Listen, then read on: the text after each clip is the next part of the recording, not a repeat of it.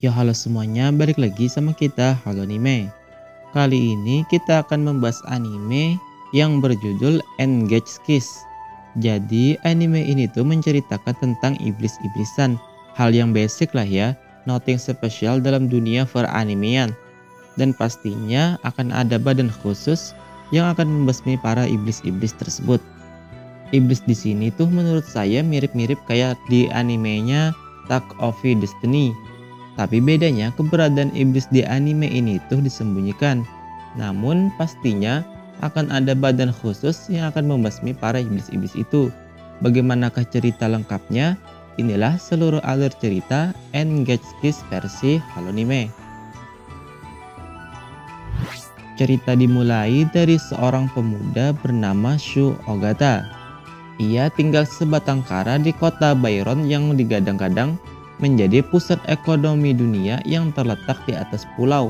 Mirip-mirip kayak Dubai lah ya. Shu ini telah menganggur semenjak resign dari kantornya 3 bulan yang lalu. Semenjak itu pula, ia hidup hanya bermodal belas kasihan oleh anak direktur dan satu perempuan lagi yang menyukainya.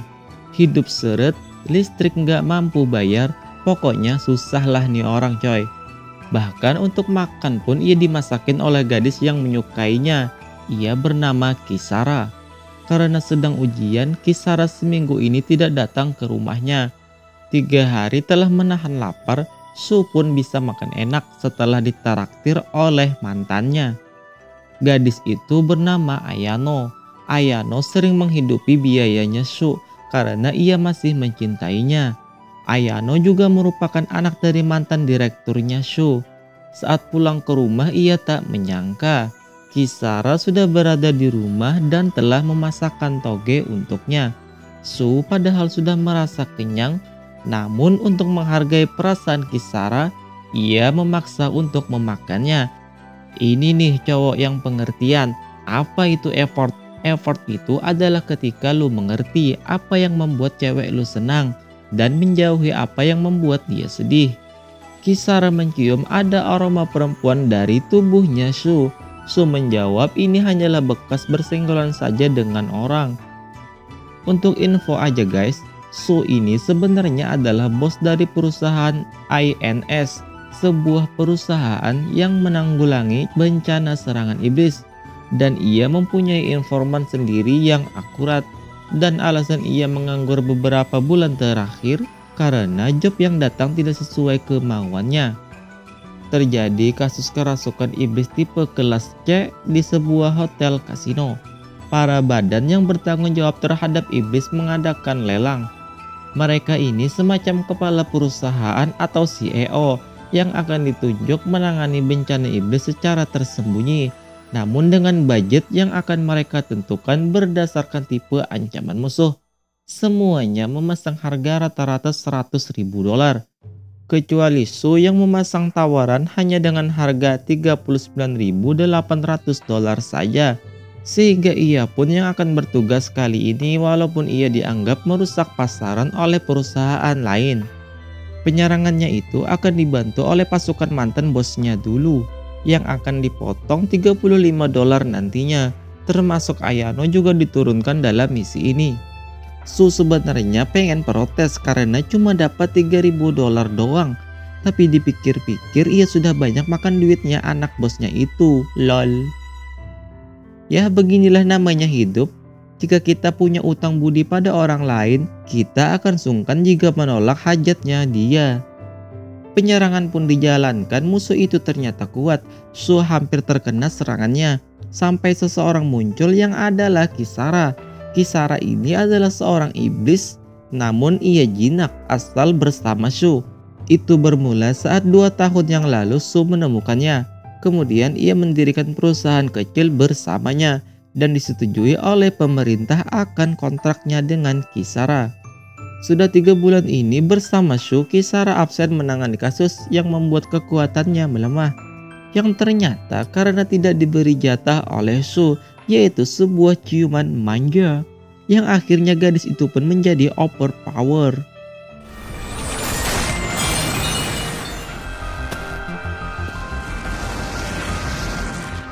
Sekedar info, Kisara dan Ayano tidak akur satu sama lain karena statusnya mereka sama-sama menyukai Su. Anjay lah, mending buat gua satu bang. Minimal bisa dijadiin alarm. Ohayo Oni-chan, ohayo Oni-chan.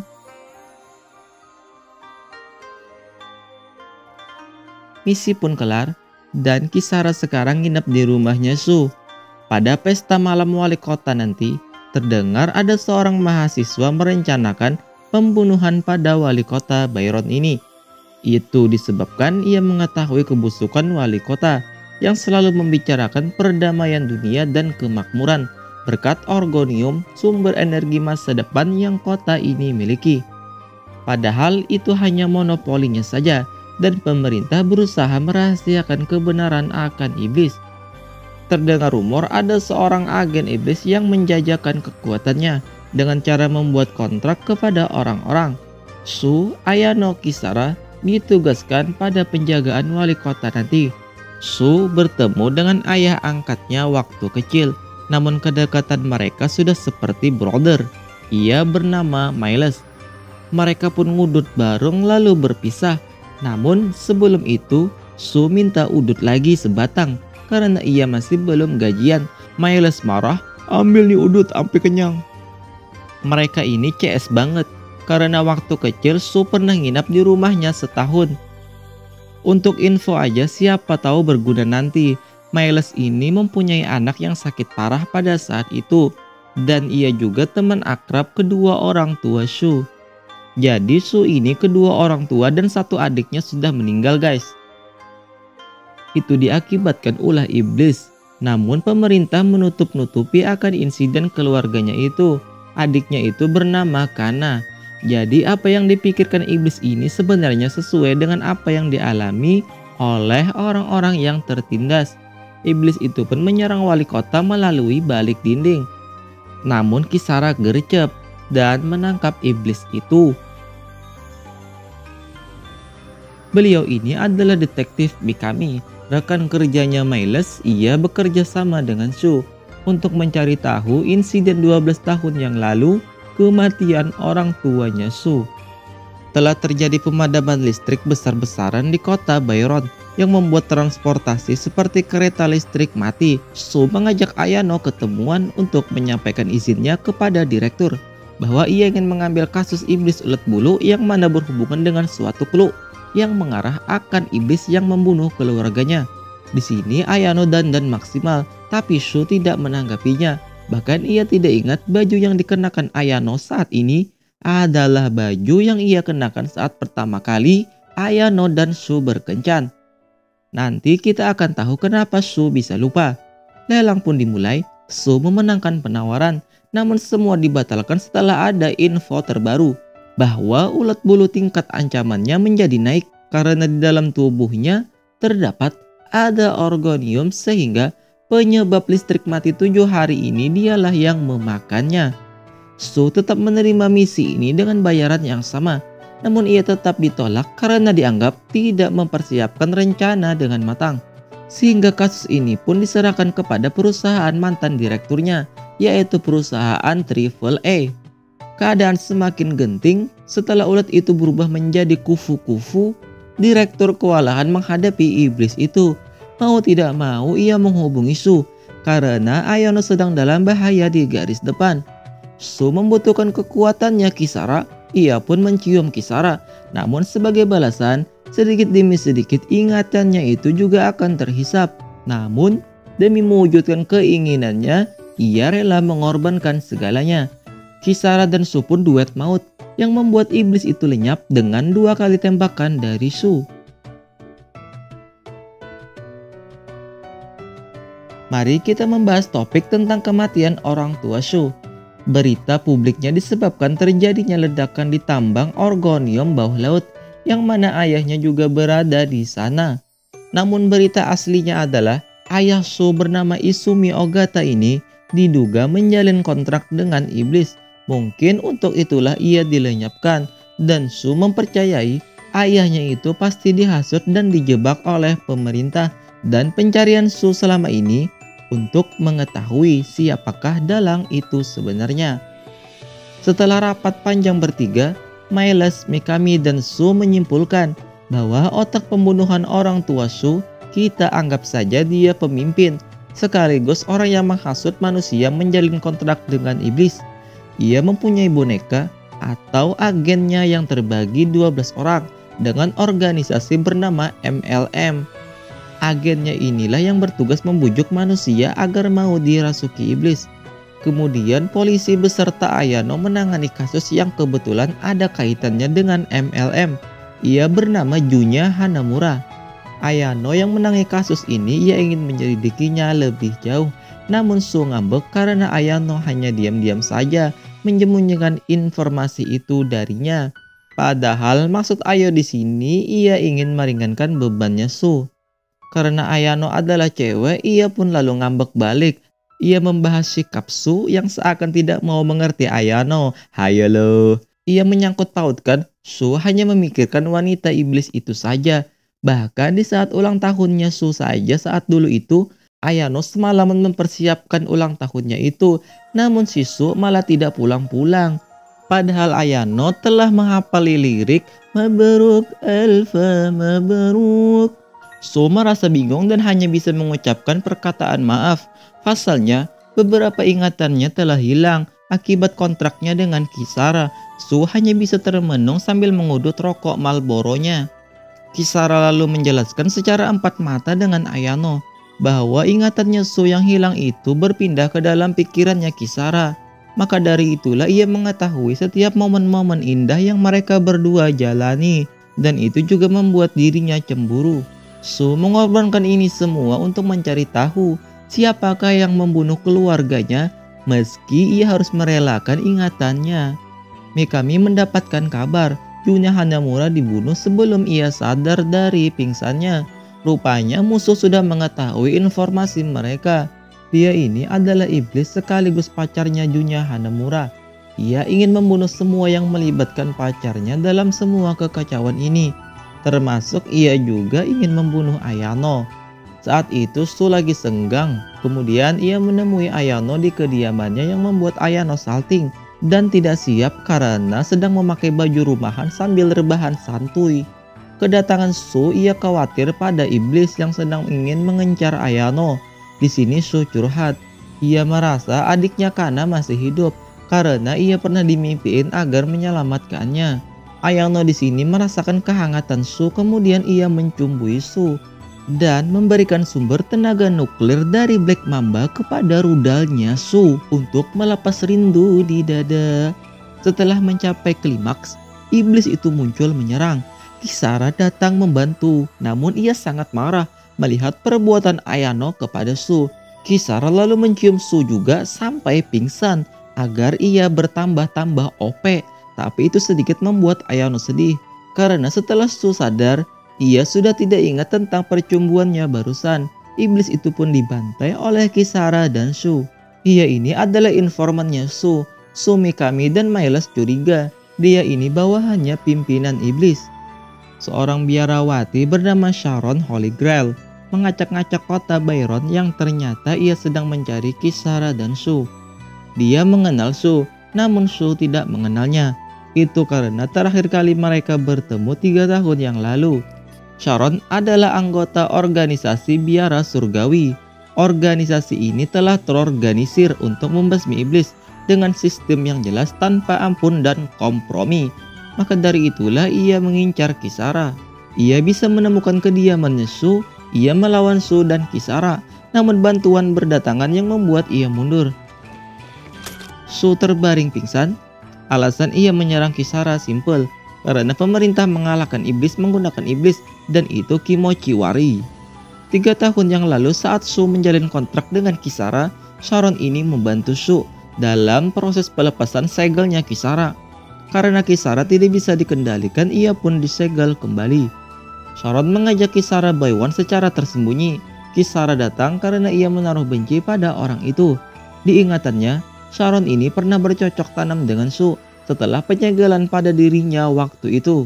Sharon datang menggunakan Zira Armor, namun itu bukan sembarang armor. Ia memiliki kekuatan iblis.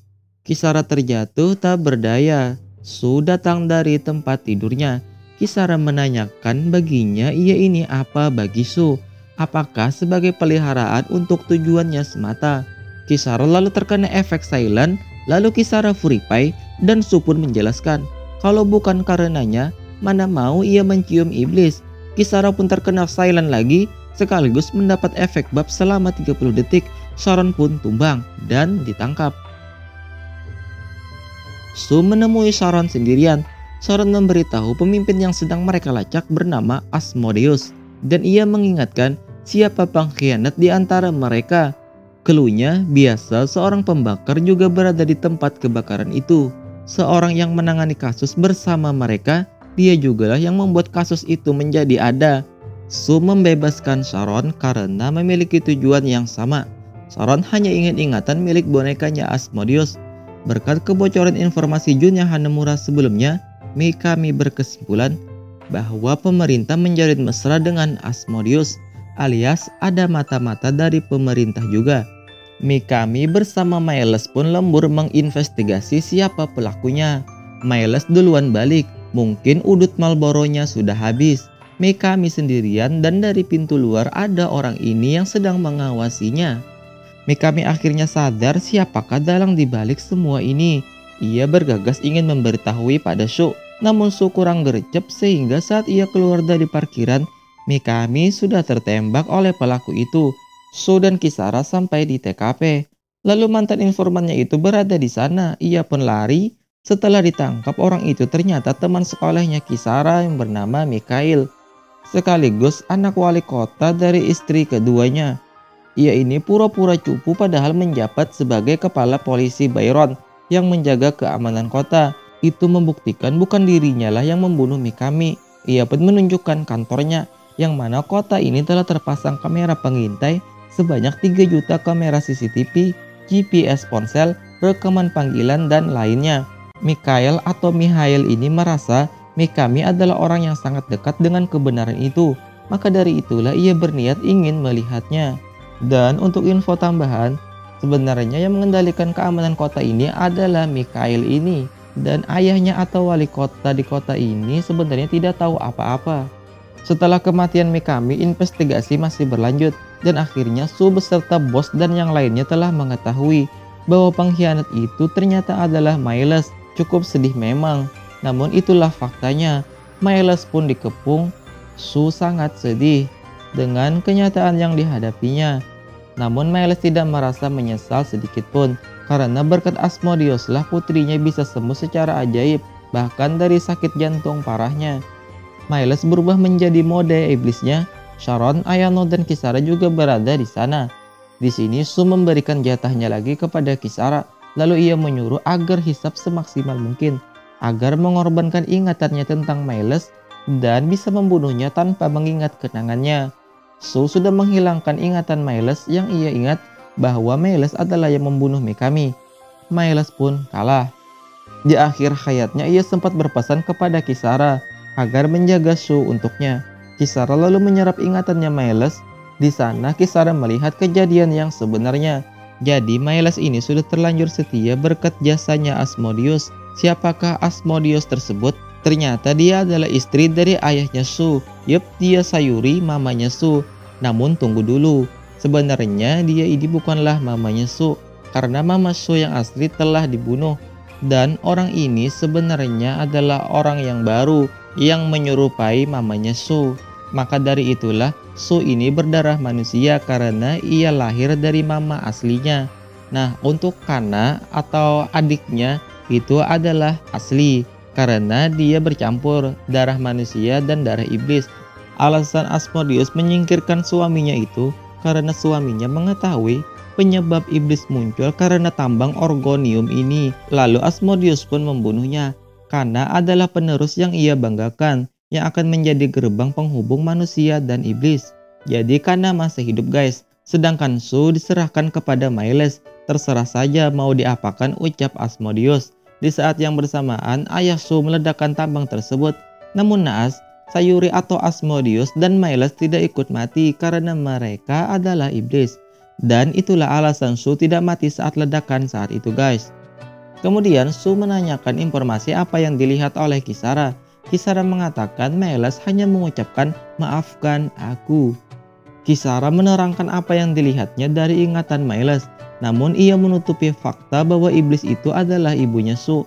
Ia hanya mendeskripsikan bahwa iblis itu membawa Kana kabur, lalu kedua orang tua Su terkena ledakan dan Meles berhasil menyelamatkan Su.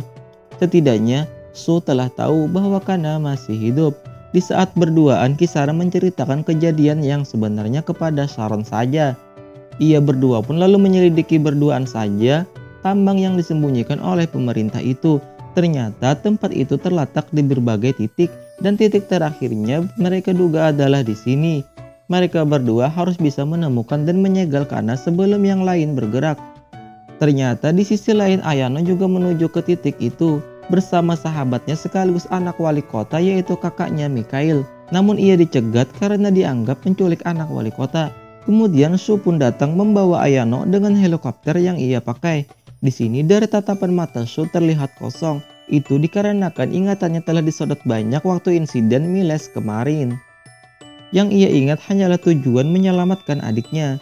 Kisara bersama Sharon telah sampai lebih dulu ke tempat, yang dimana di sanalah Kana disegel oleh Asmodeus. Di sini Sharon ingin langsung menghabisi Kana karena dia adalah iblis berbahaya. Pemikiran Sharon tidak sejalan dengan Kisara, karena Kisara hanya ingin menyelamatkan keluarga Su satu-satunya itu. Mikhail lalu memerintah agar menembakkan senjata terlarang milik negara, yaitu senjata satelit yang telah berumur 50 tahun. Sebuah tangan muncul untuk melindungi Kana yang adalah Asmodeus. Kisara dicekik oleh Asmodeus, lalu Su datang dan menembak Asmodeus itu tanpa ekspresi. Itu karena ingatannya tentang sosok ibunya itu telah hilang. Kisara lalu disodok dari belakang, yang adalah ia Kana. Dari sodokan itu Kisara merasakan ingatan kesedihan Kana yang ketransfer ke pikirannya. Di saat bergelut, serangan senjata satelit dijatuhkan lagi, yang membuat Kana tumbang dan terjatuh ke laut. Namun tentu saja itu tidak membuatnya mati. Para keamanan dan yang bertugas pun mundur. Dari kejadian itu Kisara terluka parah dan untuk pertama kalinya ia tidak sadarkan diri. Hasil deteksi Kana masih berada di kedalaman laut tanpa pergerakan. Ia dikategorikan bencana iblis kelas S. Su sudah dalam kondisi kehilangan tujuan dan tidak tahu untuk siapa ia berjuang. Bahkan ia lupa pernah memiliki keluarga. Ia memutuskan hanya ingin hidup damai saja bersama Kisara dengan pindah dari kota ini. Kisara pun sadar dan mengamini perkataan Su.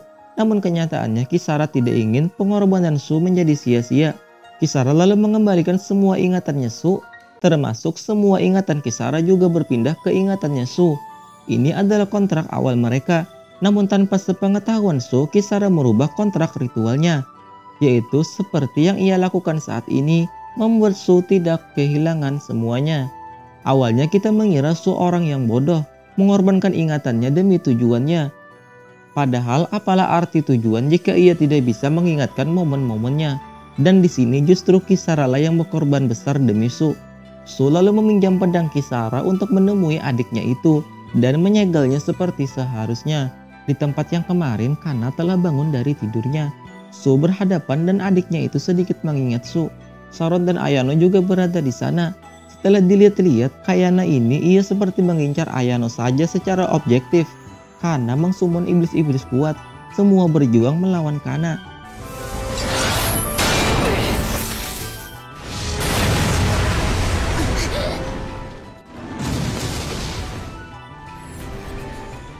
Kemudian tak diduga Kisara datang menyusul, padahal ia tidak ada kepentingan apapun ke sini. Ada satu hal yang membebani pikirannya Kisara, yaitu saat itu Kana mentransfer ingatannya, yang adalah selama ini jiwa Kana terhubung dengan Su dan melalui mimpinya. Jadi ia bisa tahu semua yang dilakukan kakaknya itu bersama Ayano dan yang lainnya yang membuat Kana cemburu. Mungkin inilah alasan ia menyerang Ayano yang tadi.